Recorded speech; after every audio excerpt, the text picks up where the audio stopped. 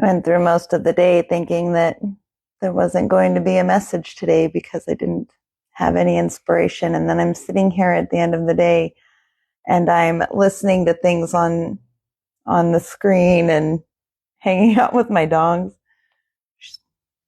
trying to scratch her face. And I started thinking about trust and self-trust and, back along the lines of competence and things. And so what came to me was kind of wanting to talk a little bit about what I do when I see things that are activating for me, triggering for me, even the things that cause like glimmers, the good kind of activation. One thing that I changed is I turned the mirror back on myself. So when I see things, especially when they are about the world at large, right? Like I watched something about Justin Bieber today, and I've watched things about the impact on the spiritual communities from some of our more renowned leaders being tied into things. And I watch this stuff, but I don't contemplate anybody else. I really stopped, and this is going to sound cruel, but I stopped giving a fuck about other people because I can't control or do anything about them. Even in putting my messages out, I can't control how these are going to land on any of you, which is why I focus on what this means to me. What is it informing me about what is drawing my attention, right? And if it comes into my attention and it activates me, my subconscious is telling me that there is a message in it for me. Either it is a seed that exists within me, or it is an opposite reflection of something that exists in me, right? That's why we get activated, is because it goes contrary to a value that we think that we have. But I always consider the fact that these are potentials within me. Even the ugliness in the world and the things that we see that we are disgusted by, and disgust has been a really big word in the last day too, because it is an identity changing word, right? Find something that gets you to a point of, I am disgusted with this, I am not going to do this anymore, and you can have an identity shift like that. So that's been kind of on my mind. And I live in an area where there's a lot of homeless people walking around, and it is really easy to cast negative judgments outward. But I don't do that anymore. I turn the mirror on myself and I treat everything that comes across my algorithm, everything that I see on TV, every time somebody else does something that stirs something in me, I turn the mirror on myself. And I go, what is this teaching me about me? Is there a value that I'm not living in fully? Is there a way that I'm not trusting myself? How many steps would it take to put me in that position, right? Am I just one trigger away from being in the same situation, one bad decision? Because that is the thing that is alarming in the world, right? When we look at these things and we want to cast judgment on other people, the thing that I keep in mind for myself is that all it takes is the right kind of pressure, and any one of us could be those people, right? The right opportunity, the right kind of pressure, lack of accountability, lack of value, lack of knowing how to be in them. So I don't worry about the things out in the world. I prepare myself for what is in my reality, what is in my world, what is in my expression. And if it is something that activates me, that I am seeing coming towards me, there's a seed of it within me. And that is what I must root out. So if I am disgusted by the behavior that I am seeing in the leadership around me, in the economy, in people's behavior, then I apply that to myself and I begin rooting that out in myself. And if it is coming up in your algorithm and drawing your attention in your algorithm is telling you where your attention is focused. It is telling you what you're feeding. So what is your algorithm feeding you?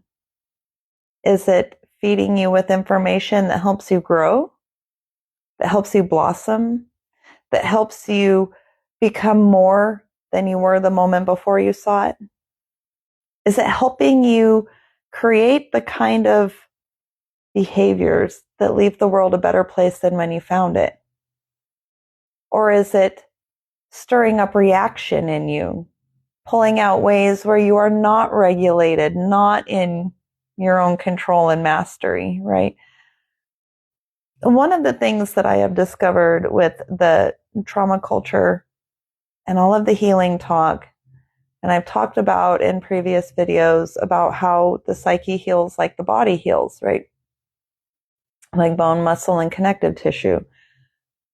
One of the things that I think is a really big challenge is that healing culture and trauma culture keeps us looking backwards.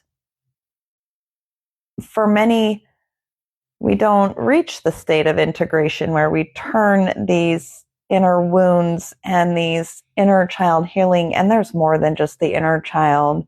You have a warrior, you have a caretaker, you have an orphan, you have a sovereign, you have a divine child, a wounded child, an innocent child.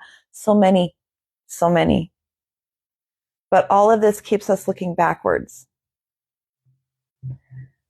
It always keeps us looking backwards and distracts us from focusing on the now. So when I see something that triggers a wound, I don't start playing back flashbacks. I don't rewind the whole thing. I immediately identify the wound. Okay, here's the wound.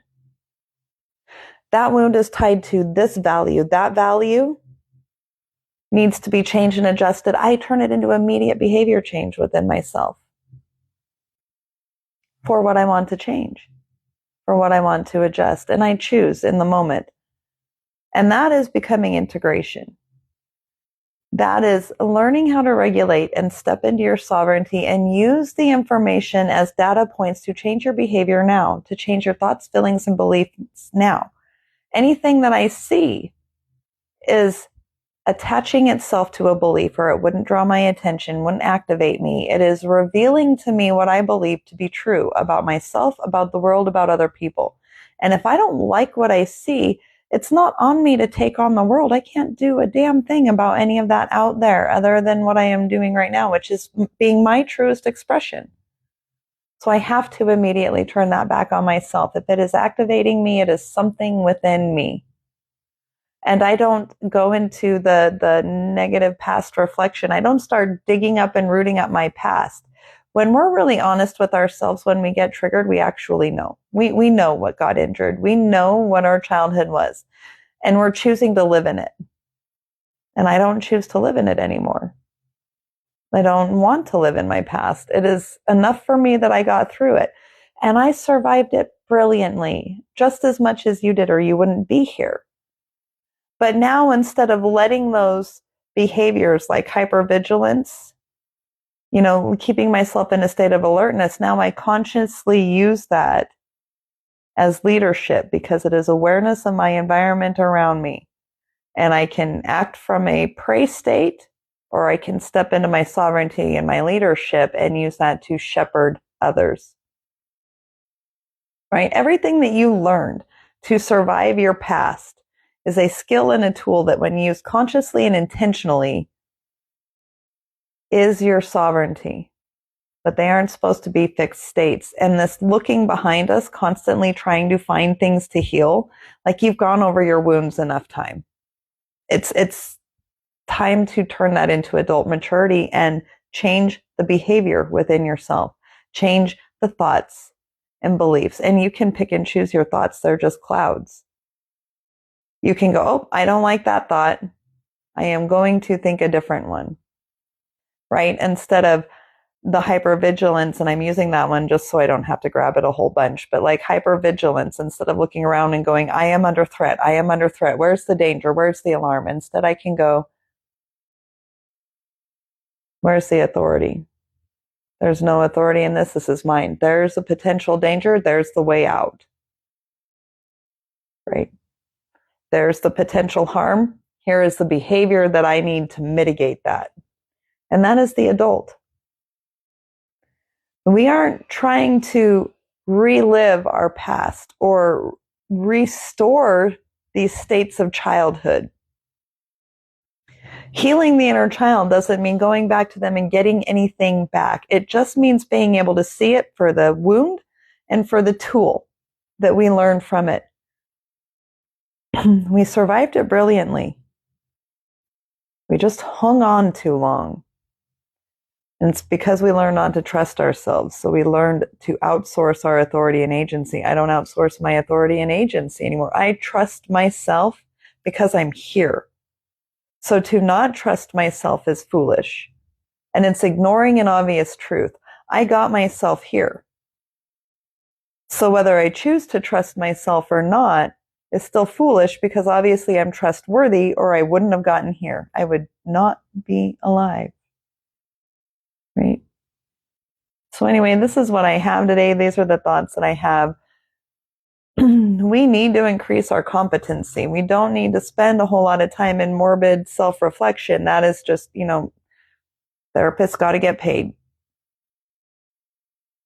They help us to a point. But at some point, we have to step into our authority and our agency and go, all right, I know my wounds.